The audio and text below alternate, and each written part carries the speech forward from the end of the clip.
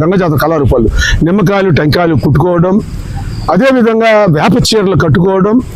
అంటే గంగమ్మకు ఆ విధంగా స్త్రీలు వేప చీర ఒంటి మీద వస్త్రమే ఉండదు, వేపాకు చుట్టుకొని దేవతను దర్శించుకున్నాక తర్వాత బట్టలు మార్చుకుంటారు. ఇలాంటివి 1000 కళ్ళ దుట్ట, గంగమ్మ 1000 కళ్ళ దేవతని భావించి 1000 కళ్ళ దుట్టని తీసుకొని గంగమ్మకు సమర్పిస్తారు.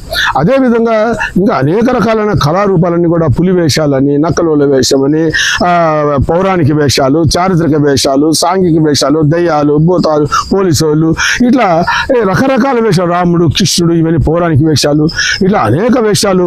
దార్శిక పంతుల వేషం కానీ, తర్వాత సుంకోజి కొండడు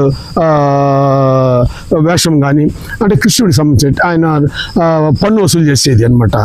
శుంకర కొండడు వేషం. అదేవిధంగా ఇంకా అనేక వేషాలు చెప్పుకుంటూ పోతే సతారం అని కానీ, గడకొయ్య ఆట, తర్వాత చిన్న కాళ్ళు మెరిగాళ్ళ ఆట, చిన్న కాళ్ళు పెట్టుకొని ఎక్కడం, గడకొయ్య అంటే ఒక కొయ్యి మీద పెట్టుకొని నడుస్తూ పోవడం.